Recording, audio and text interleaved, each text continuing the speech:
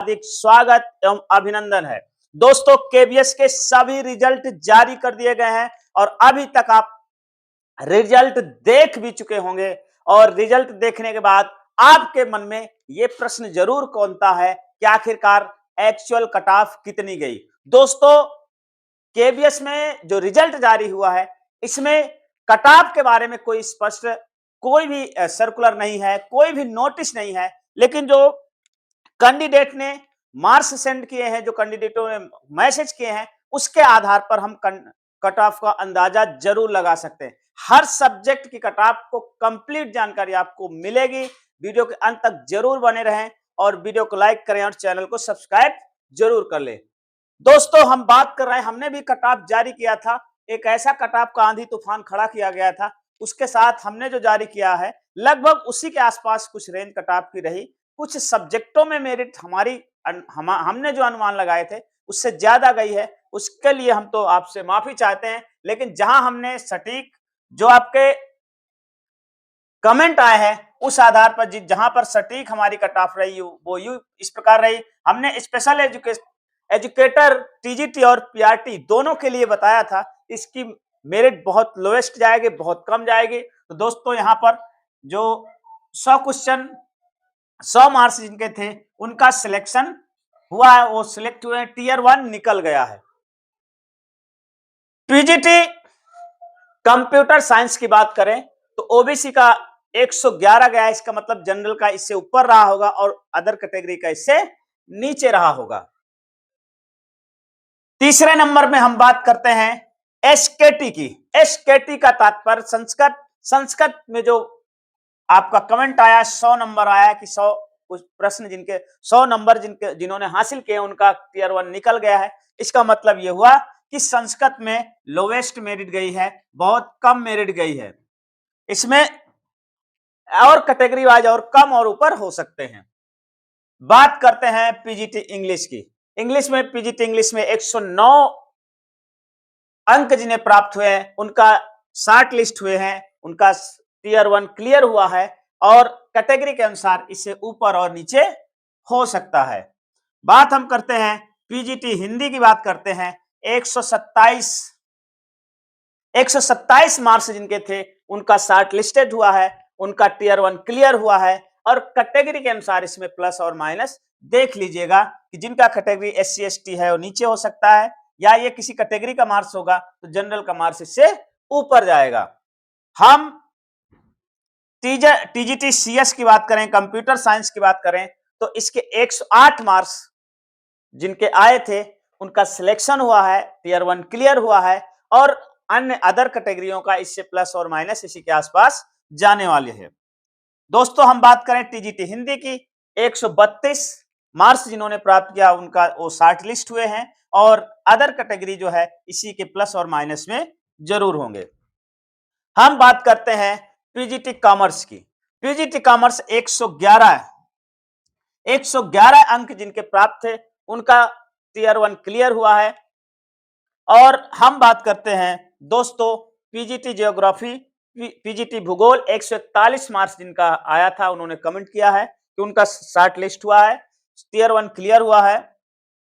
PGT eco के हम बात करें 156 शॉर्ट लिस्टेड हैं। और हम बात करते हैं टीजीटी एसएसटी की, जो एससी कैंडिडेट है उनका 149 में चयन हुआ। इसका मतलब ओबीसी और जनरल इससे ऊपर में मेरिट गई होगी। देखो, कुछ सब्जेक्टों में दोस्तों बहुत मेरिट हाई गई है और जितना हमने अंदाजा लगाया था, जितना हमने सोचा था उससे काफी ज्यादा गई है। जैसे मैथ की मेरिट काफी ऊपर गई है, तो मैथ है साइंस, इनका सब्जेक्टों में कुछ ज्यादा मेरिट गई है। तो दोस्तों, ये रहा आपका मेरिट का एक्चुअल तस्वीर। अब आपके सामने समय बहुत कम है, समय कम है और आपका मार्च में ही आपके टीयर 2 के एग्जाम है। ऐसी दशा में क्या करें? दो प्रश्न आता है, एक कोचिंग कर ले, दूसरा प्रश्न है स्वयं अध्ययन करें। तो ध्यान रखें दोस्तों, मेरा मानना है जहां तक आप सेल्फ स्टडी पर फोकस करेंगे तो ज्यादा बेहतर रहेंगे, क्योंकि जो कोचिंग भी करवा रहे हैं, जो आपको बता रहे हैं, तैयारी करा रहे हैं, वो भी उतने ही नए हैं जितने आप हैं। जितना आपको अपने सब्जेक्ट की बेहतर जानकारी है, उसे दूसरे को किसी को नहीं है। बड़े कोचिंग चैनल क्या करते हैं कि आपको कोचिंग का कट ऑफ या जो भी जानकारी वो कम बता रहे हैं और उसके बदले अपना कोर्स बेचना शुरू कर देते हैं। अपना कोर्स जो है, कोर्स बेचना शुरू कर देते हैं। तो अगर आपके पास बहुत ज्यादा पैसा तो कोर्स कहीं से भी खरीदिए, कुछ भी करिए। बस कोर्स खरीदने में एक दिक्कत है, उनके उनके जाल में नहीं फंसना है। देखिए आपका टाइम भी बर्बाद कर दें, आपकी तैयारी भी ना हो। अब सेल्फ तैयारी करने के लिए, स्वयं तैयारी करने के लिए कुछ हमने एक पिछला वीडियो बनाया था कि टियर 2 की तैयारी कैसे करें। बहुत शानदार तरीके से उत्तर लेखन पर और ऑब्जेक्टिव पर दोनों पर फोकस करके हमने आपको बहुत अच्छी जानकारी दिया था। स्वयं अगर तैयारी करना है तो आपका ऑब्जेक्टिव है और प्लस रिटेन है, दोनों में बराबर फोकस करना है। डेली कम से कम ऑब्जेक्टिव के अंतर्गत 60 प्रश्न जो आएंगे और 40 नंबर का रिटेन आएगा, तो आपको 2 प्रश्न तो कम से कम डेली आप लिखिए घर में। 2 प्रश्न रिटेन के लिए और कम से कम जो है 60 प्रश्न आप सुबह शाम 2 टाइम ऑब्जेक्टिव का अभ्यास करना, और कुछ नहीं करना। बहुत सिंपल तैयारी का हमने फार्मूला बताया था। अगर जिस टाइम मैंने तैयारी का फार्मूला बताया था उसी टाइम से यदि आप अभ्यास कर रहे होंगे तो आज की डेट में आप बहुत अच्छी कंडीशन में होंगे और आपका आंसर राइटिंग डेवलप हो चुका होगा, आपका ऑब्जेक्टिव स्किल भी डेवलप हो चुका होगा और आप बेहतर कंडीशन में होंगे। दोस्तों एक बात और मैं कहना चाहता हूं कि अगर आपका एग्जाम नहीं निकला है, उसे हताश होने, निराश होने की जरूरत नहीं। आपको करना क्या है कि आप अपनी कमियों को पहचानें, किस सेक्शन में कमी है या हमें क्या दिक्कत आई है पेपर के दौरान में, और इस कमी को अगले एग्जाम में पूरा करें।